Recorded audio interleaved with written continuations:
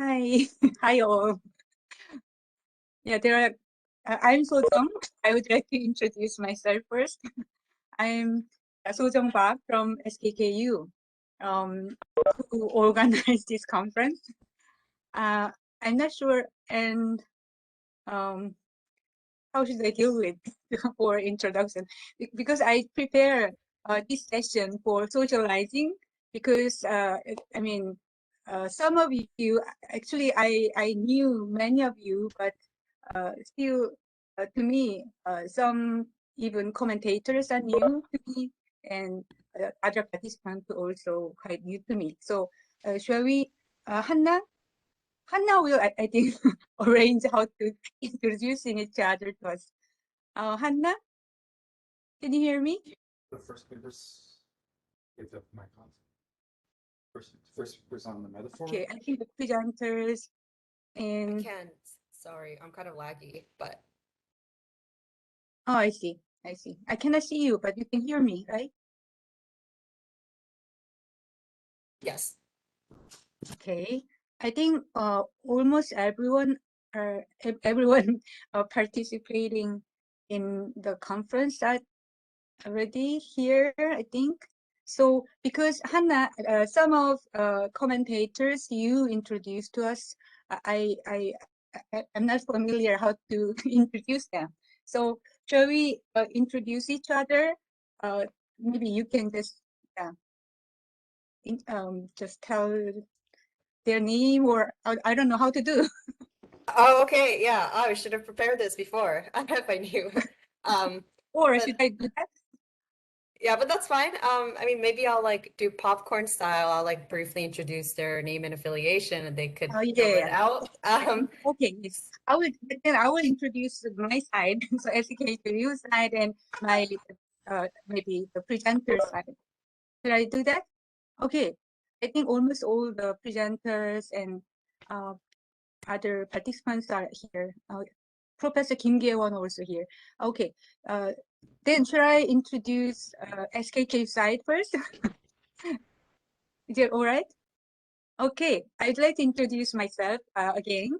My name is Park So-jung, who is the professor at SKKU, and I organize this conference. And I will say something about the kind of short history of how we can come up with we could come up with this conference later on.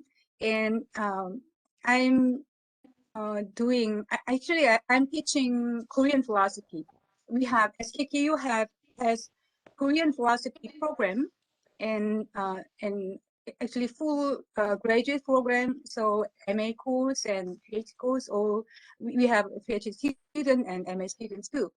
Okay, I'd like to maybe we can talk more later on, and I would like to introduce my colleague Young-sun, who is yeah, who will moderate our session. So first half session. Yeah, can you introduce yourself? So hi, my name is Yang Sun Baek, and I'm a dear colleague of Sejong Park, and I'm working at Eastern philosophy department. So we have three departments: Korean philosophy and East Asian philosophy, and also Confucian program. And I'm in East Asian philosophy program. And great to see all of you, and thank you.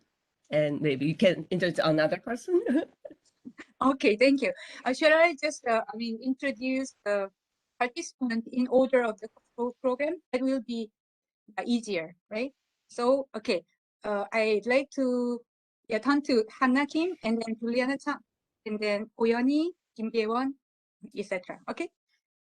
Okay, Hannah. Great. So hi, Hannah Kim, PhD candidate at Stanford, although I just defended last week, so maybe not candidate anymore. Woo! I'll be graduating in 2 weeks, and then beginning a professorship at Macalester College, Minnesota. And I work on Chinese and Korean philosophy, metaphysics. I wrote on philosophy of fiction for my dissertation, so I have just kind of broad interest in aesthetics, metaphysics about art. And I will pass it over to Julianne Chung, who is my commentator. Okay, thank you. Hi, can people hear me? I know I have a little video lag, but hopefully that's okay. I'm Julianne. I'm at York University in Toronto, although right now I'm in British Columbia, Canada, so we still have some light out here. I work in, I guess, a variety of different areas of philosophy as well, including, say, areas of philosophy that explore topics like metaphors. So I'm really looking forward to Hannah's paper. Thanks. Thank you. Who is next? 연희, 고연희, 닥터고. Yeah, who is my colleague? Yeah, please introduce yourself. I'm very excited because I'm in the area of philosophy, which is the most difficult part in my thinking. And I'm from art history. I'm teaching painting history of Korea and China, and I'm working in the East Asian Studies in Sungkyunkwan University. Thank you. Thank you so much. And another my colleague, Professor Kim Gae-won. Please. Hello, everybody. Good morning. It's really nice to see you in this early in the morning. My name is Gae-won Kim, and working at the Department of Fine Arts here at SKKU. And I'm teaching Japanese art and Korean art, especially for modern and contemporary period. So today I'm gonna give some small little comments on Professor Gold's talk. Thank you so much. And Govin? I cannot hear you. I think you should. Hi, I'm Dobin Choi. I'm teaching philosophy in the University of Iowa, and I'm working on comparative philosophy between Mencius and Hume, and continuously doing same thing every time. So I want to expand my research to Korean philosophy thanks to this opportunity, and I'm really happy to see you on the screen. Thank you. Thank you so much. And Alexis is here yet? No? He's not yet here. Yeah. Oh, okay. Then when I think we still have time, so yeah, maybe if he or she, right? Because I haven't met him. Okay. Yes. Oh yeah. So later, maybe we may have chance to introduce Alexis to you.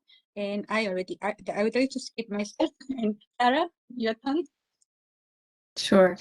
Hi, my name is Sarah Matthijs. I'm at the University of North Florida.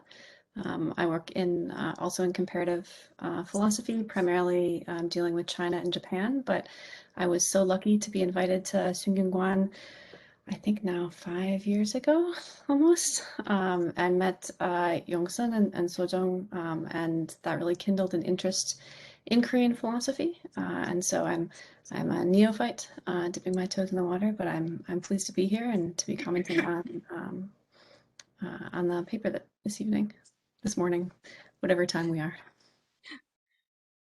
Thank you so much. And Soyeon Park, another colleague of myself. Hello, I'm very excited to see you all. I'm Sohyun Park, and I'm working in the Academy of East Asian Studies, SKKU, with Professor Ho Yeon-hee. Yeah, I'm also very happy to join this interdisciplinary workshop, and I'm actually outside of philosophy field. Actually, I'm kind of a literature person. Yeah. So I've been working on comparative literature, in particular Chinese and Korean fiction, traditional fiction, and also I've been working on the topic law and literature, something like that. Oh, okay. Thank you. Thank you so much. And I'd like to introduce Min Kang, the commentator of Soyeon's paper. Yeah, hello everyone. My name is Min. I'm currently working at the University of North Carolina in Chapel Hill. I'm very happy to be here, and I'm looking forward to listening to the wonderful talks. And thank you. Thank you so much. And our discussion chair, Milin Chin. Hi, Milin. Hi, everybody. Great to see you all. So I'm at Santa Clara University in California, and I work mostly on Chinese philosophy and aesthetics. I do some environmental philosophy too. And I first met Sojoung through Sarah, I believe, because I work on Chinese philosophy and music. And Sarah told me, oh, you have to know Sojoung. And so I don't know how many years ago that was, but I looked her up and loved her work and have been following her around ever since, including to here. It was 2017. Yeah. Good time then. Yeah. Thank you so much. And I think we have more audience here. So because we have still have time, so I would like to invite the audience attendee. Maybe me, Christina is the first. Can you just introduce yourself? Me? Yes, yes. Yes, hi. Sorry. I'm Christina Van Dyke, and I'm a philosopher at Calvin University, and I'm going to be teaching in Columbia in the next year. And I do primarily medieval philosophy and philosophy of gender. But I've had kind of an interest in East Asian philosophy, especially I had a lot of involvement with China for about 10 years. And I'm also just a big fan of Hannah and Julianne's work. And so when I saw they were doing this and I saw Bing Tang, I'm like, I have to go listen. Thank you so much. Yes. And, thank you. Thank you for coming. I can see Elizabeth. Can you introduce yourself? Hi. Yeah. Of course. I'm Elizabeth Scarborough. I'm calling in from Miami. I work at Florida International University in the philosophy department. My work is primarily in aesthetics and ethics. I'm really just here to listen. I know I'm a novice. So I'm really thankful for the organizers and am happy to be here to listen. Thanks. Thank you so much. And then I can see Una. Una. Hi, my name is Una. I'm joining from Long Island, New York. I teach at St. Joseph's. I teach mainly Western philosophy, but I'm old fan of Dobin, so that's why I'm here. It's delightful to learn about this small but really exciting community. Thank you. Thank you so much. And then I can see Michael Hemmingson. Hi, I'm Michael Hemmingson. I'm a philosopher at the University of Guam. I work mostly in ethics and political philosophy, but I also have interests in comparative philosophy. And next semester, I'll be teaching an upper level course on Korean philosophy, including using Young Sun's edited book. And so she was kind enough to invite me along because I actually am a beginner. So I'm hoping to, to sort of learn as I go and pick some things up from here. Okay, thank you so much. Thank you. And then Moon Young-song.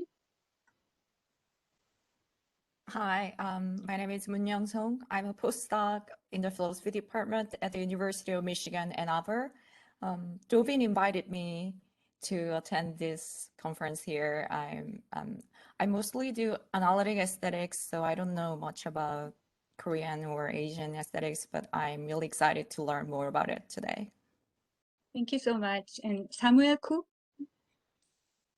Hi, I'm an honor student in philosophy at the University of Sydney. So I'm doing my thesis on Chinese philosophy, but I'm quite interested in comparative philosophy as well. So I'm here to learn about Korean philosophy.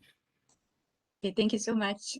I can see the name of Dong Bo-ram and Octavian Ion, I think Will and Taeyeon. So but I cannot see their page. So I'm not sure they want to introduce themselves or not. Can you hear me? Anyone?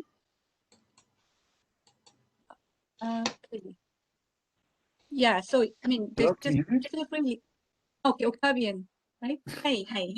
I'm joining from Toronto, Canada, and I don't know much about Korean philosophy, but I'm super excited to see what you guys have to offer in this workshop. So yeah. Yeah, hope you enjoy. I'm actually I used to be in philosophy, but I'm doing museum work now. So I see. yeah, I'm excited to So hear about Korean aesthetics. Okay, thank you so much. And Cheon's video is on. Cheon is my PhD students, and he and Will and Nikki help out a lot. For the preparing this conference. Cheon, actually, Cheon made the poster. You like poster, right? Okay, please, Cheon. Hi, I'm Cheon. I'm a student studying Korean philosophy at Sungkyungan University. Yeah. Thank So, you. actually, he's doing working on the Korean ritual book, Koreanized ritual book. So anyway, Confucian ritual book, and I can see Will. Can you? Hi, I'm Will. I'm a master's student here at Sungkyunkwan, and I was a previous student at UNF where Dr. Matthijs is. And yeah, I'm sort of working pretty closely under Dr. Park and focusing on aesthetics. So yeah, nice to meet you all. Thank you. The Uram Dong, I can see your name, but I'm not sure you can hear us. I can hear you, but I don't know if you can hear me. Can you? I can hear you, but I cannot see Oh, you. okay. I think my video is off, but I'd be happy to introduce myself if you want me to. Sure, of course. Hi everyone. Good to see you here. I've been invited by Dr. Do-bin Choi, but I see some familiar faces here as well. I'm joining from Denver, Colorado. I'm a faculty in the philosophy department at University of Colorado, Denver. I work mostly on social and political philosophy, critical theories of race and decolonial thought. But I do have some interest in art, and I've been lucky enough to be a part of this like curating work for Asian American art in Denver coming in the fall this year. So it would be, yeah, I'm really looking forward to the conversation today. Thank you. Thank you so much. Yeah, now I think we can start now. Before we start, I would like to ask you regarding this video. This conference is recorded, and we will not circulate. We don't have a plan, the exact plan yet. But I heard from Hannah, actually, the more people wanted to join here, so they want to watch the video. So if I'd like to, if you do not agree for the circulation of video, just tell us, maybe with chatting window, or so then we will maybe add it out. So something like that. So yeah, we'll be asking you regarding how much we can circulate the video afterwards. Maybe we can maybe we can make a personal kind of link, and then those who only they know this field or something like that. Anyway, we'll deliver this kind of questioning and collecting your replies. Okay, I'd like to invite our moderator Young-sun back. Thank you so much. So I'm also great to be here and part of this wonderful workshop organized by Sojung Park. And today, as far as I know, and you have only each presenter will have 20 to 25 minute presentation, and commentator to 5 and 10 minute comment. So if there is according to the program, each paper is allowed to given 40 minutes. So if there is time left after the presentation and the comments, maybe I can give a Q&A session, brief session, and then otherwise we will move to the next session so we can keep the time. So without further ado, so please welcome Sojung Park. She is also my colleague and also the director of the Institute of Korean Philosophy and Culture. Please welcome. Thank you so much. It's me again. Okay, for me, it feels unrealistic to hold this workshop today.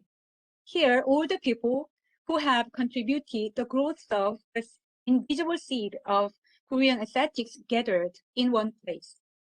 In 2017, at ISCP, International Society for Korean Chinese Philosophy in Singapore, when I met Maylin there for the first time. When Maylin, my dear colleague, my dear friend, and our discussion chair today, she talked to me about the need for an introduction or a source book about Korean aesthetics that could be promoted to the English-speaking world.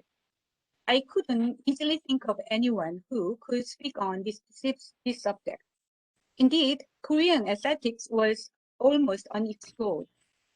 I felt deeply sorry and responsible that no one could immediately come up with it. And I started looking for someone who could write about the subject. Tobin was the first crew aboard the ship. And afterwards, I found two more SKK colleagues, Yeonhee and Soyeon. Along with them, I learned Hannah wrote papers on Korean aesthetics, and Sarah was interested in Korean aesthetics. That was when I decided to organize the APA panel on Korean aesthetics, originally scheduled to be held in April of last year. I thought that if we met in person and sat down and talked, I would be able to draw some big plan. As you know, last year's APA was canceled due to the pandemic, and our efforts seem to be for nothing. Since last year, however, we started meeting online, and we have gradually broadened our understanding of each other's themes and approaches and learned a lot from each other.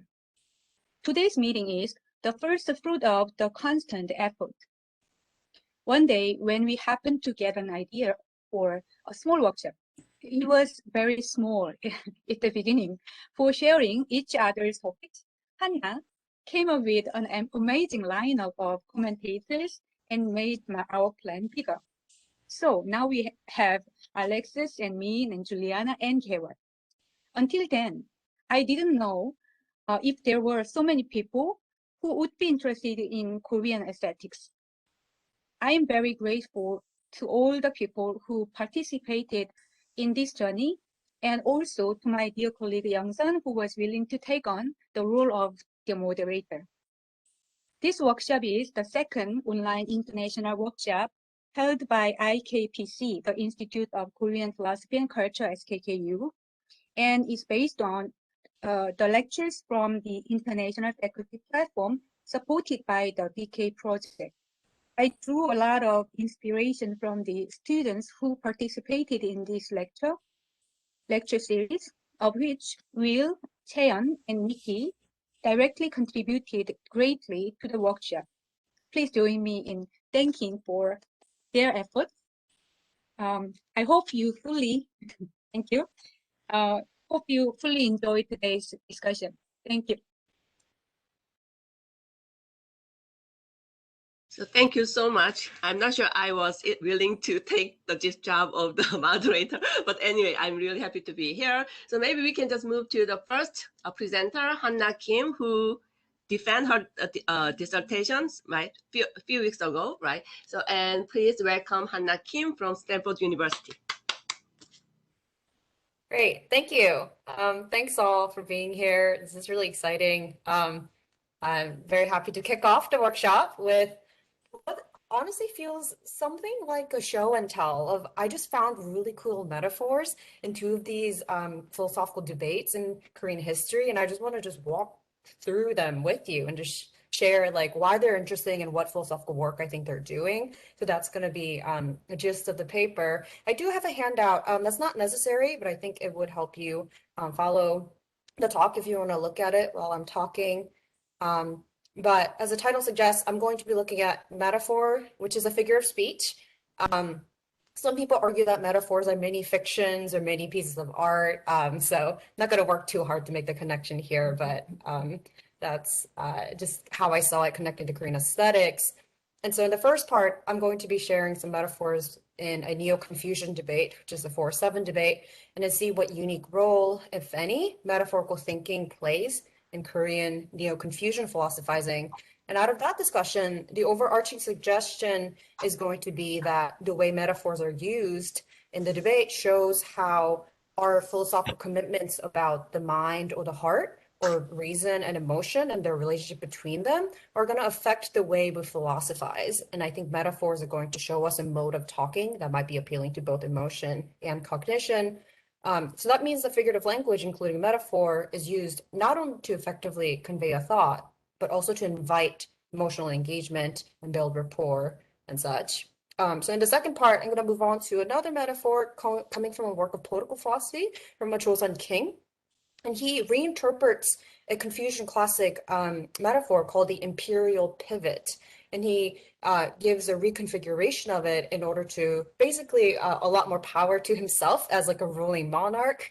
And there are a bunch of constraints around Korea, given the tributary system with China and such. But he finds a way to get around this by using metaphor. So I'm going to be doing close readings there and why what he does is so effective for the work he needed to get done. So with that said, let's go to the 4-7 debate. So this is a particular debate between Tweige Ihwang and Kobong Kidaeseung, just two Neo-Confucian philosophers in the 16th century. And so here they're debating the relationship between Mengzu's 4 sprouts and the 7 everyday emotions from the Confucian classic. So 4 sprouts are these sprouts that are germane to the human heart. And so it comes from a Confucian philosopher, Mengzu, who thought that human nature is good. And because we're good, we have these innate possibility, these sprouts that can like grow fully to become like good trees of morality, I suppose. And so these 4 sprouts are sprouts of compassion, sprouts of respect, sprouts of disdain, and sprouts of approval and disapproval. So he thinks these are just innate in all human hearts. And so different from that is also what we find in the Confucian classic Book of Rites, which are just the 7 normal everyday emotions, which are joy, anger, sorrow, fear, love, hate, and desire. But these aren't moral per se. These are just kind of, what's involved with everyday human living. And so the debate is, well, what is the relationship between the 4 moral sprouts that underlie the goodness of the human heart and the 7 everyday emotions that we just feel in virtue of being human? And at the background of this debate are these Neo-Confucian sophisticated metaphysical concepts. Prominent among them is Li, which I'll be just calling principle. It makes me think of the Greek logos a little bit. It's principle or underlying structure or reason. It's the thing that orders all change and reality. And then we get Qi, which is vital energy, activating energy, psychophysical stuff. People have a hard time translating, so sometimes they just leave it as Qi or Qi. But the question is, what is the relationship between the 4 emotions that are moral by nature, the everyday garden variety emotions, principle, and Qi? And so the 2 scholars are disagreeing about the nature of the 4 sprouts, which are the 4 moral emotions. So one guy, Tweige, says that 4 sprouts are special because they emerge from principle, which is good and pure. And the 7 emotions actually emerge from Qi, which is a mixture of good and evil. And that's why the everyday emotions are kind of a mixed bag in terms of morality, but the moral emotions are always good because they come from principle itself. Kobong, who's the other guy, thought that this classification was just too dualistic. So he didn't like this clear separation between moral emotions and everyday emotions. So he wanted to blur the distinction a bit more. And so there's a lot more to say about the nuances of the debate itself, but I'm going to stop with the content there because what interests me more is the way in which the debate progressed and concluded. So I added a timeline on the handout that you can look. So there's a series of letters going back and forth that outlines the course of the debate. And if you look at the first arrow with the 5th letter, the downward looking arrow, that's where the first instance of a metaphor kicks in. And so after 2 full rounds of discussions, when Twege feels like the debate is, it's getting protracted right now, this is the 3rd round, and when he feels like they're heading into an impasse, he sends a letter that features a metaphor of a person riding a horse.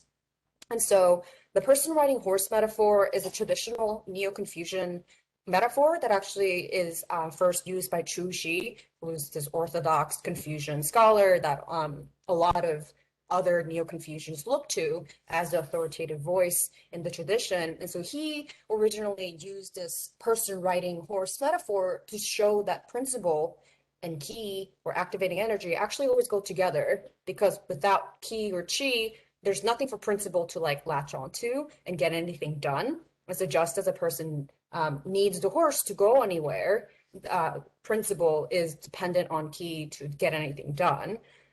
Interesting thing is that when Twege uses the horse person metaphor, he repurposes it to argue for a slightly different point, which is a priority claim.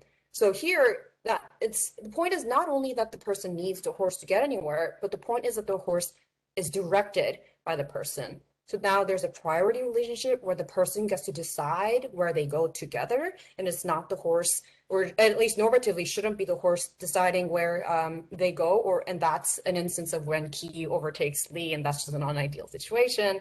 But this is a new take on the metaphor. And so that's the first metaphor. And as a reply to that letter with the horse person metaphor, Ko-Bong uses a different, but another classic metaphor, which is moon reflected on water. So this also harkens back to Chu Xi, which is a Chinese Orthodox Neo-Confucian. And he himself was actually drawing this from the Buddhists, who had used this moon water reflection as a metaphor that just as a moon is reflected on every body of water equally, Buddha nature is reflected upon all living things. And so this is like a twice removed reappropriation of the metaphor, but he uses it for the same kind of point that there's everything, like even the everyday emotions is a reflection of something good, and so 4 sprouts and 7 emotions aren't so different after all. And so metaphors in philosophy sometimes have been analyzed along their ability to aid understanding. So for instance, because metaphors tend to be more concrete than the abstract things we talk about, it could help abstract concepts seem more tangible. So for instance, if we think about time, there's a lot of debates about what time is and what it's like, but as soon as we compare time to money, which you understand better, we can talk about saving money, investing money, not squandering money and things like that. And so sometimes we use concrete or conceptual metaphors to understand more abstract things. And so we might think that there's something similar going on here with the horse person metaphor or the moon water metaphor with li and qi, which are more abstract concepts. But what's more, and I think what's special about this context of the 4-7 debate is that not only are the metaphors capturing philosophical ideas, they're also showing the philosophers to each other how they felt about the debate. So it becomes a kind of meta-philosophical tool. And so this is how we get to the final metaphor, which is the horse carrying luggage metaphor. And so now we're at the tail end of the timeline. If you see the lightning metaphor, lightning sign, this is where these kind of meta-philosophical metaphors show up. And so in what becomes his last reply to Twege, Ko-Bong writes that he worries that this debate is like a horse carrying 2 persons worth of luggage, and they can't securely fasten the luggage to the horse. So it's a hot mess because both scholars are trying to like make sure the luggage doesn't fall off, and they keep shifting it around and they can't fasten it. And it's this really difficult situation. And he says this debate is like this. It's a pointless shifting of weight, and we can't get it to fasten on the horse. But that doesn't stop him. He actually goes on to compose a full line-by-line reply. So maybe he's worried, but not too worried. But anyway, he gives Twege an opening kind of, right, to like exit out of this debate. And Twege actually takes that. So as a reply to this last letter, Twege composes a full response, but he never sends it. And he actually sends back a poem that picks up on this overloaded horse philosophical metaphor, and that's on your handout in the box. He sends a poem that's follow-up to his kind of repurposed horse metaphor. So Ko-bong is picking up on the metaphor that Twege had used, which is a horse. So we see this evolution of the horse metaphor. Now we have the luggage added in. And so I think this is a call for truce, and this is where the debate concludes. And so we might shift to think about, okay, so what's up with all these metaphors? Like, how should we understand what's going on? So first, as I mentioned, we can think about expressivity. So, you know, again, sometimes figurative language just provides the neatest, fastest, cleanest way to convey something, and that's what metaphors could be good for. But second, a lot of interesting discussions about metaphor center around this idea that metaphors are emotionally efficacious. So, for instance, Ted Cohen writes that metaphors invite intimacy because they ask the other to come stand in my side and look at it like I do. So it's this invitation to take of my perspective. That's intimacy building. So it forms this relationship. Similarly, Liz Camp talks about metaphors providing an affective orientation. So not only is there meaning to be picked up, but you pick up a whole way of seeing the world that's built into the metaphor.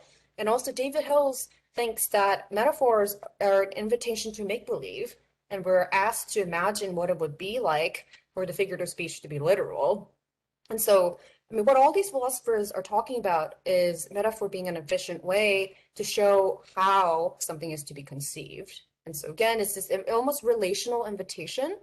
And so when this all goes well, then philosophical discussion becomes more than just an exchange of ideas, because it also becomes an exchange of places. And the suggestion is that maybe this is why Ko-bong hesitates to draw out the agreement. And maybe that's why he starts using the burden kind of metaphor and connotation, that he feels like this debate is just getting heavier and heavier and there's no clear recourse or resolution. And it's because he feels like now they're beginning to build rapport with the metaphors and emotions are involved. And so that's at least a suggestion that that's why the metaphors lead to the debate kind of fizzing out in the manner it did. Another question that came up to me when I noticed all the metaphors was, why are all the metaphors reworkings or extensions? So nobody is coming up with a fresh new metaphor, whole cloth. And that made me also think that there's this deliberate desire to build a sense of continuity, you know, whether it's trying to harken back to the traditional Neo-Confucian orthodoxy, or even just picking up metaphors from each other. So when Ko-bong has that philosophical metaphor about a horse being overloaded with the weights of the ideas, he's directly picking that up from Twege. And I think that adds to the sense that they're not talking past each other. They're actually engaging with each other, even just kind of using their own language, almost like mirroring going on unintentionally or intentionally. So I think that might be why all the metaphors are extensions or reworkings of what's given. And so when I first learned about this debate, I used to wonder whether this was a case of like intellectual weakness going on of sorts. Like if they were better philosophers and tougher, they would have like seen the debate to the bitter end. But they don't do that. They kind of turn literary and let it fizzle out. But I was never quite convinced by this, you know, more that line of interpretation. And so I've been kind of searching for a more charitable understanding on what's going on. And I think I might have found the key, and this is where the heart, mind, or shin comes in, where I mean, the suggestion is that their moral psychology make them reluctant to draw out the debate because there is no clear separation between the rational self and the emotional self. So in classical Chinese philosophy and also Korean Neo-Confucian philosophy, the word for heart, shin or shim, is actually better translated as heart-mind because it was considered the site of not only cognition, but also emotion. And so there's no sharp contrast between perception, understanding, intuition, and rational thought, or even beliefs, and the affective states like sensation or desires or emotions. So this heart mind thing was really a site of like all of these things. And if reason and emotion are just linked so closely, then it might make sense that theoretical progress alone isn't satisfactory, and that philosophy, if it's done well, should also be sensitive to the way in which it feels. So I think that's what happened to the 4-7 debate, that at some point both philosophers just thought that the debate was beginning to feel really heavy and that it was unclear where it was going on. There's also weird power dynamics going on. So Treige is like much older. He's like an established scholar at this point. He's like equivalent of like a college president. And Kobo, he just passed his civil examinations. He's like a freshman, right? And so there's like this weird power dynamic thing going on too. And I think Treige might have thought that, you know, there's more harm to come out of this than good. So I think there are these kind of social, moral, psychological reasons for using metaphor and stopping the debate where they did with poetry. And so if we think that it's right to interpret the debate's conclusion along these lines, then at least we have one historical example where particular moral psychological assumptions affect the way in which we do philosophy, down to what kind of language and what figure of language we use. So I have all of 3 minutes to cover the other example, which is the Book of Imperial Pivot. So I'll try to shorten this a bit. So in this example, we have a king who's feeling a bit squeezed between a particular interpretation of the imperial pivot, which is it's a classic metaphor that comes from the Book of Documents. So this is supposed to be like a ruling ideal. So the king was supposed to be the pivot of the state. And so interpretations differed on what exactly that entails, but most people gave that a very passive reading of what the ruler is supposed to do. So for instance, Confucius compared the ruler to a pole star or north star and says the ruler should just kind of act in non-action, or like rule by non-action, or Wu Wei, where they just kind of stand in the center and just in virtue of their moral charisma, everyone around them just get the work done. They're the ones like running around doing everything. And so that's why the ruler is like a North Star. Chu Shi, the Neo-Confucian, also gives it a passive interpretation and says the ruler's job isn't to get anything done himself, but is to make sure that everyone else gets things done in a manner that is up to standards. And so you might see why this is a very popular view for the aristocrats, because it means that they can run the show. And they did in Neo-Confucian Joseon, where there were like massive factional warring going on in the court, and the king was almost like a figurehead, and these aristocrats would actually cite Chu Shi, who's the orthodox Neo-Confucian, to try to take away power from the king, and says king should just focus on moral cultivation and not worry about ruling. And so King Zhengzhi was like, no, this is no good. Like, I need to be able to do things over here. And so, and the other constraint is that he can't just insist on absolute monarchy, because the Chinese emperor, the son of heaven, is like the OG ruler, where he's like the big top dog. And so Korea is a tributary state at this point, and so they need to kind of be second fiddler to the main king. And so there's also constraints in like how he can just wield his authority. So he's feeling squeezed like both top and below. In order to like get around this, I guess literally, he gives a more active interpretation to the imperial pivot metaphor. So he writes a whole book, Book of Imperial Pivot, where he lays out his own interpretation, where he says the king actually establishes the imperial pivot. The king himself is the standard.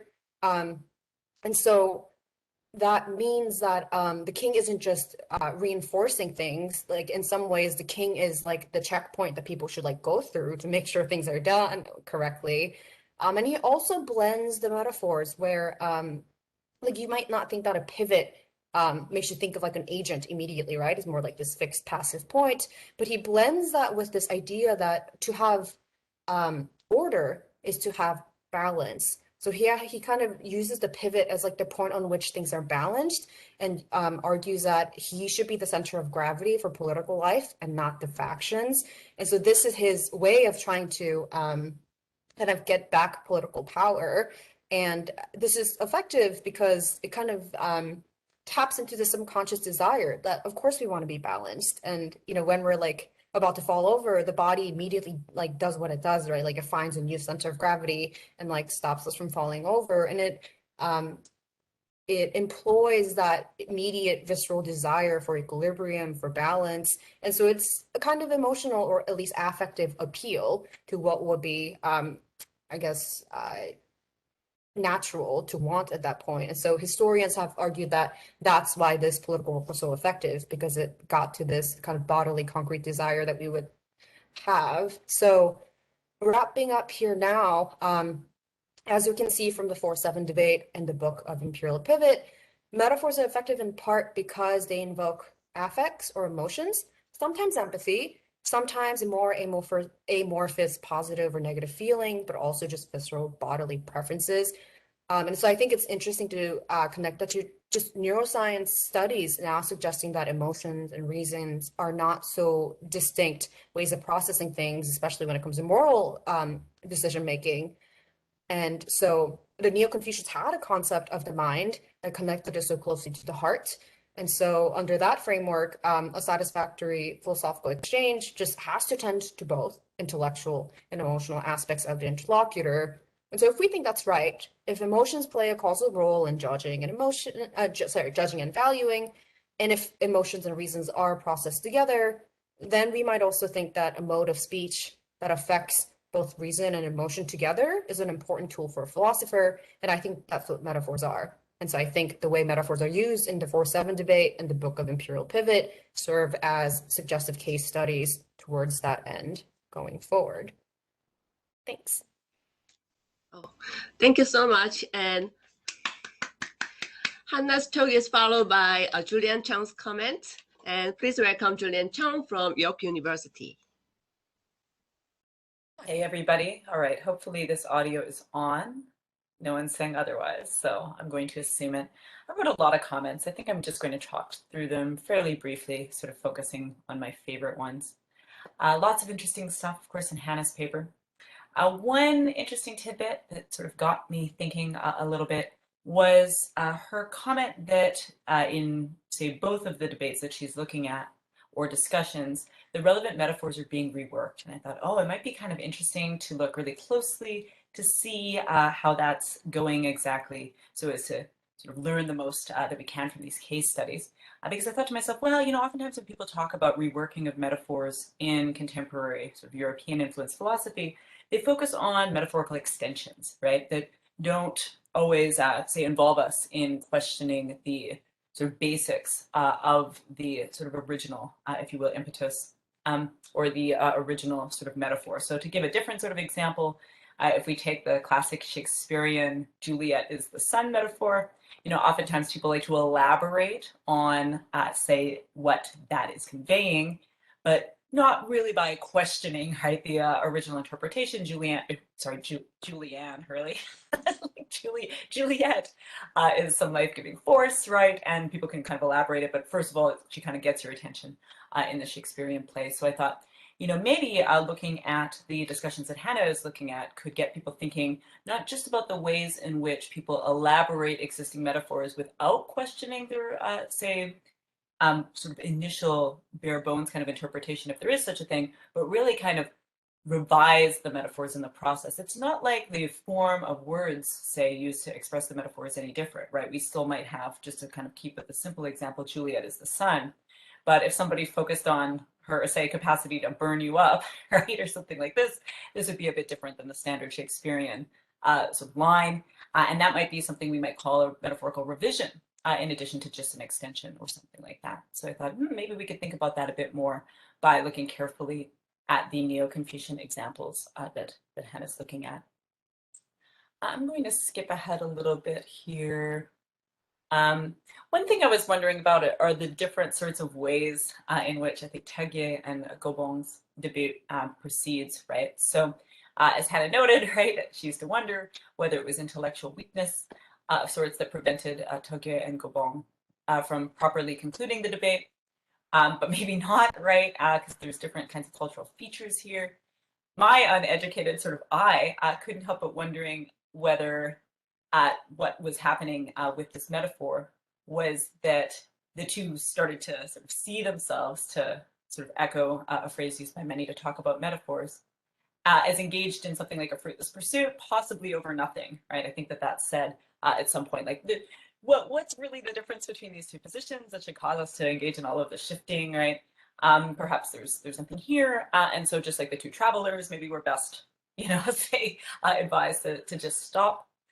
So what I was starting to wonder about and thinking about this are where, say, emotions are sort of located, right? Is it the case that, for example, once one understands the metaphor, certain emotions follow, right? Maybe cooperative rather than combative emotions. Or is it the case that in order to understand the metaphor, one's already, say, in a position where one has to be having these emotions, right? So in other words, maybe to put this a bit more clearly, this example started to get me thinking about where, say, these affective dimensions occur in the course of metaphorical interpretation. And it started to get me thinking about whether or not, or to what extent, in what ways, and so forth, we sort of can say the emotions are sort of needed, like they're an indispensable and sort of inescapable part of metaphorical interpretation. Like, can we just go for the cognitive value, in other words, without having any particular emotions? Or say whatever cognitive value metaphors could have, or do we need to actually have them to get it? And I thought that second possibility, that the, say, affective dimensions of metaphorical interpretation are sort of indispensable for sort of fully understanding whatever cognitive value that they might have. I thought that was a really exciting possibility. So I'm going to say just a bit more about that. I want to leave time for discussion because hearing what I have to say is less interesting to me, obviously, because I already wrote it. But let's see, a few more thoughts on this, and then maybe people will want to talk about it. All right, so just to lay my cards on the table, and here I'll probably read a bit more closely because I likely will be more efficient with these ideas if I do. I'm highly sympathetic, of course, to the idea that for a variety of reasons, and I think including epistemic reasons, in addition to other kinds, feelings or emotions are highly relevant to philosophy.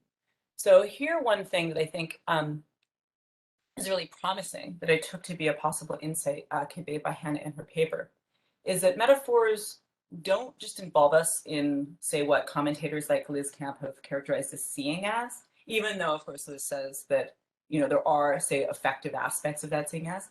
But maybe more properly, we could say that metaphors can often involve us in feeling as too, right? So feeling as approach, if this is so, might be indispensable for various reasons. And to kind of give you a sense of what I mean by feeling as approach, I was trying to think of other examples besides just the examples that Hannah uses. And you can see it's like maybe a big green in the background there. I was going for a drive yesterday and I thought, all right, there's this common sort of almost idiomatic metaphor at this point, like how green was my valley?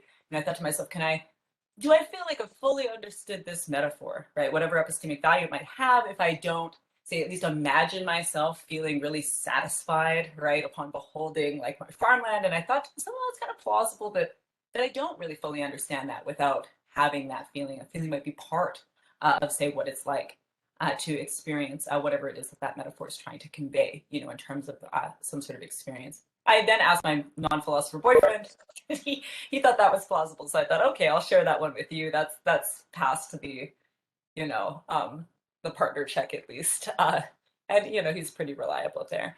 The example Hannah uses in her paper is digging a financial grave, which I thought was also interesting, right?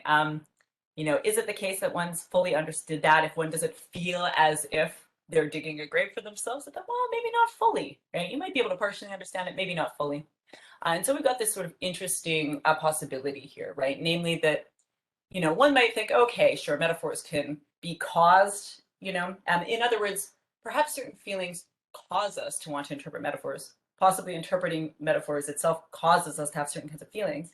But, if we're at least sympathetic to this possibility that even the act of, say, interpreting whatever, say, and I'm calling this cognitive value, whatever sort of reality-oriented value metaphors might have, involves us in having certain kinds of affect, then really maybe we should think more seriously, not to say that, of course, contemporary commentators don't, sort of dance around this, but take more seriously the possibility that metaphors don't just involve us in maybe an affect-laden seeing as, but maybe more substantively in some kind of feeling as too. And so, in other words, right, we can say that, say, emotions or other kinds of feelings, sure, are causes, effects, and also indispensable and inseparable aspects of metaphorical interpretation here too. And so, kind of cutely, I wanted to illustrate this by riffing a little bit on a classic quote from Peter Singer. At least it's like classic at my critical thinking class. I think the textbook I started using at the beginning of my career had this quote in it. If you haven't heard it before, you might like it. This is, if emotion without reason is blind, then reason without emotion is impotent, right? So if we wanted to spell out the ways in which feelings or emotions are, I say, involved in metaphorical interpretation, we might say something like, without feelings or emotions, right? What we've got are metaphors that have very little, if any, power or focus, right? So in other words, what I mean by that is that they're to a great extent, quote, impotent, right? Like powerless, as well as blind. Because, insofar as without feelings or emotions to guide us, what we'll sort of end up in is a situation where we just can't tell precisely where they're landing or with what kind of force. So, and just to wrap up here, right, we might take Hannah's example of digging a financial grave. I think, well, in order to even bother interpreting this, I think you have to have some sort of affective response to it. More difficult, though, is, this sort of claim that in order to fully understand it, one must not just metaphorically see, but also metaphorically feel oneself as, say, doing this, right? Digging some sort of grave, that is, doing something that's irreparable, as irreparable to one's finances as death would be to a human being, right? Because after all, right, without these metaphorical feelings, I think it might be much easier to sort of perhaps miss what it is that the metaphor is saying, and also much about what else it could be doing besides, and hence fail to get whatever sort of real world value, and this is sort of what I mean by cognitive value, this digging a financial grave metaphor might have, and indeed others too. So in other words, I think there's just a lot here that could be explored, not just because it's interesting in itself to see what Korean philosophers were doing during this period, but because as sort of contemporary people working around the world, we might manage to learn something sort of different, something that we might have missed, right, from sort of examining what others have done in the past. So here I will stop, pleasantly and happily leaving time for further discussion with thanks again to Hannah for an outstanding paper and to everybody else for your time and attention. So thank you so much, Julian. So anyone have any question or comment to Hannah? So we have like 7 minutes, so we have some time to discuss her paper.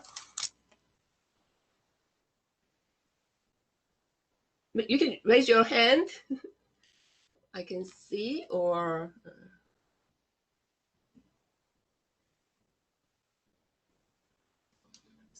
maybe I can ask, maybe Sarah, maybe can you have some comment on her paper? You are also one of the major part is a metaphor, right? Do you have anything to say about her paper? Sure. I was trying to figure out how to raise my hand. It took me a minute there. This is really wonderful, Hannah and Julian. I'm wondering, in the description you give of metaphor, you seem committed to the idea of thinking about metaphor as a figure of speech. And I'm wondering if you're familiar with some of the work on metaphor by cognitive linguists or others who kind of try to think about the way in which you're describing metaphor, that embodied, deeply affective, but also importantly reasonable, right? Like that might actually be really more embedded in our thinking, right? So not necessarily just a figure of speech, but actually kind of foundationally part of how we think. I'm thinking here, I guess, a little bit about like Mengzi 6a and the discussion there between Mengzi and Gaozi, and that, like, can that just be reduced to the premises? Like, I think part of the concern with that kind of argumentation is like, no, that there's something really important there. It's not just figures of speech, right? But that it's really kind of part of the thinking. So I'm wondering if if there's a particular reason that you're really committed to thinking about metaphor as a figure of speech in this context. Yeah, great, thanks. I'm really glad you brought this all up because I did actually try to understand what's going on in these debates by using conceptual metaphor theory or cognitive metaphor theory, where metaphors aren't just the way we talk, it's also how we think. And so the time as money example was one of those examples where it's so deeply embedded into how we cognize or reason about the world. I stepped away from that only because it wasn't obvious to me what the conceptual metaphors were in these cases. But in general, I really find conceptual metaphors fascinating, and also speech, non-verbal metaphors as well. So I know visual metaphors and like even musical metaphors have been kind of fascinating to me, although then I have a hard time separating out, is it an illusion? Is it a depiction, right? Is it just onomatopoeia? But yeah, that's like one area I want to learn more about. So yeah, definitely open to those ways of thinking about metaphor, and I'll have to think about how it plays with the content that I just shared today. Thanks.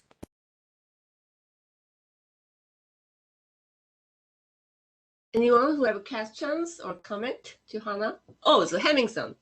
Michael? Hey, thank you. Thank you for the really interesting talk. I guess very simple, hopefully straightforward questions. So what do you think the sort of the inclusion of metaphor in philosophy means for the distinction between philosophy and rhetoric? Like, does that distinction collapse or what? What's the relationship now? Thank you. So rhetoric is supposed to be understanding of speech. So what it is? So, I'm thinking rhetoric in the sense of speech that aims to cause changes in the person you're speaking to, rather than kind of a mutual quest to understand something. got it, right. Yeah, I mean, I guess it depends on what kind of philosophical aim you have. And I'm thinking of Socrates, where like philosophy, yes, like we want truth, but we also want like to know how to live a good life. You might think ethics is kind of like there. Not only do we care about moral truths, but we want to care about how to live. So in that ways, maybe metaphors could be used for rhetorical purposes as well. And I think that's actually what King Jeongjo did. He wanted his ministers to chill out and give him more power. So he uses that pivot metaphor. But in the 4-7, unclear, maybe both, right? Maybe they wanted to kind of lessen the heat of the debate, which is more rhetorical, but also cognitive, in that they were trying to get to the ideas themselves and what's true and right. So yeah, no, I like that kind of juxtaposition. So yeah, I'll add that to future thinking. Thanks. Anyone who have questions or comments? I saw a hand from Christina, and then maybe Yeah. squeeze in Maylin too. Yeah. Oh, yeah. So okay, Christina first. Okay, yes. So I really thought that the metaphor with the king was fascinating, and the way that he used it to increase his political power. And that also made me think of one of the uses for metaphor that I think echoes through his reworking of it, which is that by reworking and extending and layering these metaphors, you're also claiming a certain kind of authority, right? By invoking this metaphor of the pivot, right? It's not just that there's a sense of continuity. He's kind of reinforcing, like he's bringing the weight of that forward. And I think that use of metaphor, it's really prominent in the contemplative tradition that I'm looking at, and I see it in what's happening here too. So I just think that's really interesting. So less of a question, more of a this is cool comment. Thanks. Yeah, but I think you're totally right that they're drawing from Kongzu and the main like classical texts and such. So not unlike what the medievals were doing with the ancients and such. Right. So I think the time's up. Maybe other discussions, maybe we can do it later in the afternoon. So maybe then we can move to the second presenter, Go Yeonhee from Sungkyunkwan University. Please welcome Yeonhee.